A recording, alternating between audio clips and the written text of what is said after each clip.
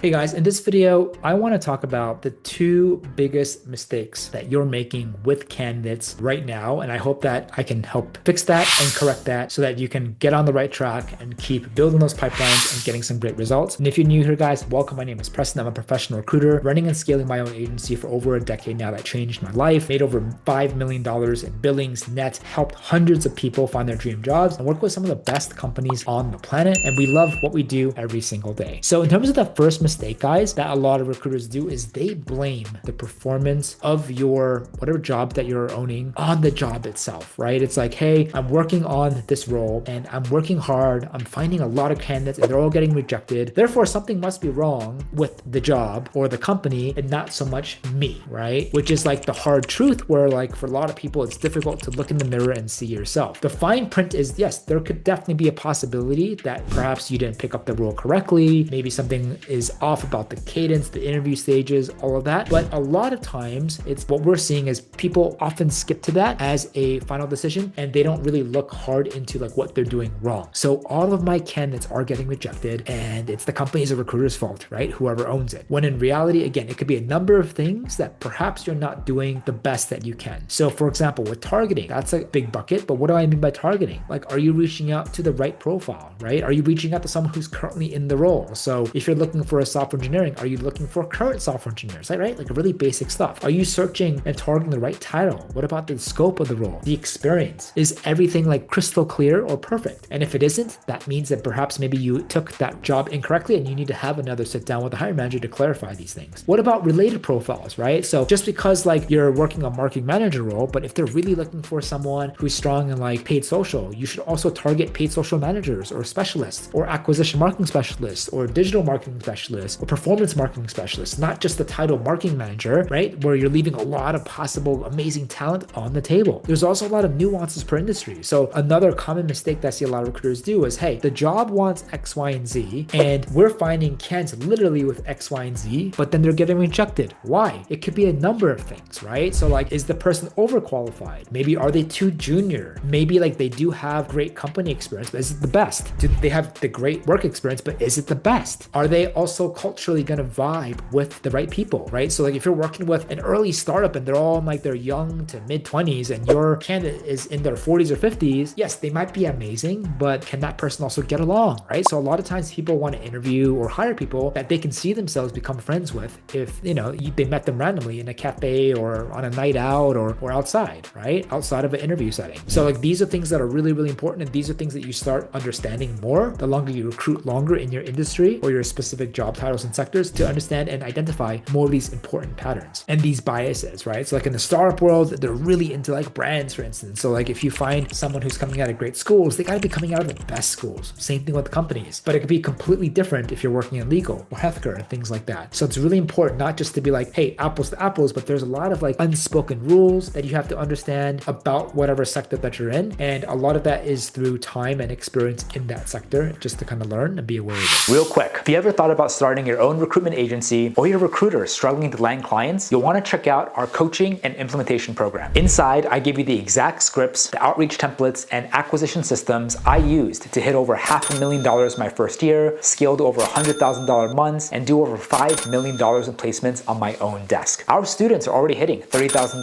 $50,000, even $80,000 per month or more. Many of them doing it part-time. So if you want to learn the same playbook, the link's below. It's exactly what I use. Now back to the video. Like your outreach, are you saying the right things? Are you making the role sound exciting, right? Like people want to be treated the way you want to be treated. And if you're not going to respond to the email, they're not going to either. And why expect them to do otherwise, right? Are you following up with them? Are you reaching out to the right people? Are you reaching out to enough people? And that kind of goes on to the volume. A lot of people are like, I reached out to 20 people today and not a single person responded. Recruiting is not for me, right? There could be a lot of things wrong. Like I talked about, is the targeting right? Outreach right? Is the messaging right? But again, a lot of it's the volume, because just because you reached out to 10, maybe 5 of them are not a good fit for a variety of reasons. Maybe 1 or 2 of them are just got a new job and they haven't updated their profile. Maybe 1 of them is about to go on their honeymoon, right? So like you could reach out to 10 amazing people, but there could be a chance that maybe 1 or none responds back to you. Whereas if you reach out to 20 or 30, guess what? You have a lot more people responding back to you. So outside of the outreach and messaging and targeting, the volume is one of those things that you can simply have a lot of power over. And this is one of the things where it's easy to skip over, because to reach out to more people is what? want to work harder and longer. And if you're lazy and you have difficulty being consistent, like you're just not going to get that pipeline to get people to respond, let alone book a call on your calendar. You want to wake up every day. You want to go into every single week looking at your calendar and see it full or close to full, right? And if it's not, that is a direct health of your business or your desk. If you have a lot of candidates that are booking, your desk is in momentum, great activity. If it's the opposite, it's not in momentum, no activity. If it's somewhere between, it's somewhere in the mid, right? So you always want to aspire, especially if you want to be a high volume recruiter, meaning that you're working with a lot of different types of clients, juggling a lot of different types of roles, and your goal is to do multiple placements per month. You can still do multiple placements per month, okay, with 1 or 2 clients, but you have to be lucky. The way that you get multiple placements consistently is you work with a good number of clients, probably from 3 to 6, averaging 1 role per client, right? And making sure that you are building that pipeline, you're talking to enough candidates per role every single week consistently. So a lot of times people focus too much on targeting, they overanalyze the messaging outreach, they don't do any of the work on the volume side, and they're like, why am I not getting any results? Where you could possibly not be, reaching out to enough. And so for instance, for myself, for my recruiters in my agency, depending on the role, we're probably reaching out to 50 to 100 to 150 new people per day, right? And that could be plus or minus depending on how competitive the role is. The second mistake that I see a lot of recruiters make is when it comes to candidates, you're not getting them excited enough. Our job is to reach out to the perfect candidate to create enough intrigue and excitement for them to respond. Your job is not to give them too much information for them to just DQ automatically, but it's really just to create an open mind, intrigue in the back of their brain, right? Most of the time you're reaching out to people who are actively and happily employed, but 9 out of 10 of these people are always open to hearing about other roles. So our job is to reach out to these candidates and pitch the heck out of a role, your client, that most likely they never heard of. And you got to make it sound as exciting as possible. And so if you don't do that, you're not going to respond. If you do it well, that could literally be the difference of whether or not they respond, or they respond a lot. So to get them to respond, you got to put yourself into the shoes of candidates. If they have a job right now, but they're open to minded to hear about other roles, what are certain things that they would want to hear about? Things like, who are the founders? What are the products? What's the mission? X factor? Anything special about the investors?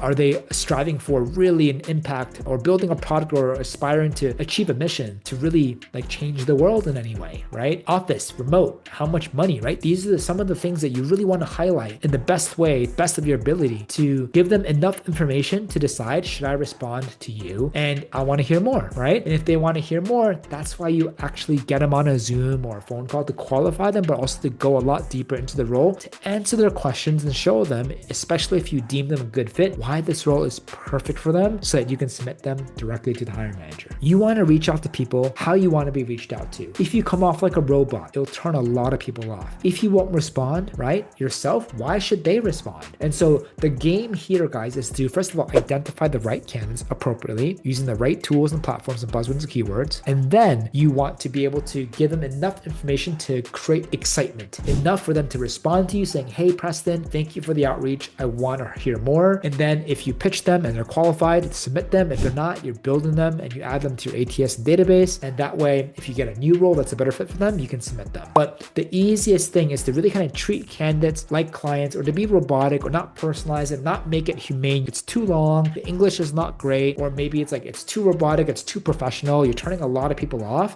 You're reaching out to someone and you're trying to dangle them, hey, here's a new car. I know you have one, but what about this car? You're going to highlight to make them be like, you know what, maybe this car is better, right? And that's what you really want to focus on. And of course, finish the loop and show them why it's the perfect fit for them. So I hope that these 2 things, guys, you can really change immediately in your candidates. It's so easy to be like, I'm putting in the work, but you don't really understand, is your work, relatively speaking to other recruiters, is it good? Is it not enough? Or are you actually doing a great job, right? And a lot of it is really being consistent and embracing the work and making it fun and making sure that every single day you have time for sourcing, which is the one thing no recruiters want to do, but it's something that we always make time to do and we prioritize it. And the next thing is making sure that if you're doing the work and you're finding and identifying these people, you want to get them to respond to you as fast as possible. And the best way, honestly, to do that is to give them enough information so that they get back to you, so you qualify them, so you can submit them, manage the interview, and go out there and get that placement. So hope you enjoyed this video, guys. If you want more videos of candidates, let me know, but really appreciate you, and we'll see you on the next one.